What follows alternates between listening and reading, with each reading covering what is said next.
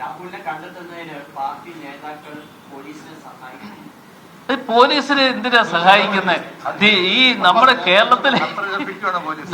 കേരളത്തിലെ പോലീസിനെ അത്ര അണ്ടർ എസ്റ്റിമേറ്റ് ചെയ്യാൻ പാടില്ല. കേരളത്തിലെ പോലീസ് ഇതിനെ എല്ലാ അർത്ഥത്തിലും എങ്ങനെയും കണ്ടുപിടിക്കുവാനും എവിടെ ഉണ്ട് എന്ന് അവരെ സംബന്ധിച്ചിടത്തോളം ഇതെല്ലാം നല്ല കൃത്യമായി അവർ കോമ്പറ്റന്റ് ആയിട്ട് കണ്ടുപിടിക്കാൻ. അപ്പൊ അവരെ സഹായിക്കേണ്ട ഒരു കാര്യമില്ല.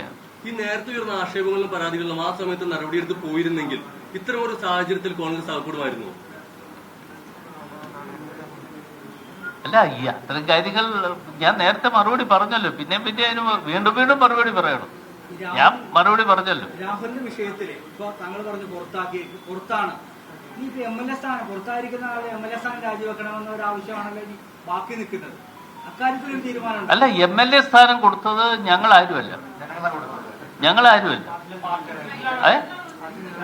അത് ആ MLA സ്ഥാനം കൊടുത്തത് അവിടെയുള്ള ജനങ്ങളാണ് കൊടുത്തത്. അവിടെ മത്സരിച്ചു. ആ മത്സര രംഗത്ത് വന്നപ്പോൾ അദ്ദേഹത്തിന് ഭൂരിപക്ഷം കിട്ടിയതിന്റെ അടിസ്ഥാനത്തിലാണ് അദ്ദേഹം MLA ആയത്. ഏതാ? അതെ. അല്ല, അത് പാർട്ടി അങ്ങനെ പറയേണ്ട കാര്യമില്ലല്ലോ. പാർട്ടിക്ക് അദ്ദേഹത്തെ MLA ആക്കി തെരഞ്ഞെടുത്തത് അവിടുത്തെ ജനങ്ങളാണ്.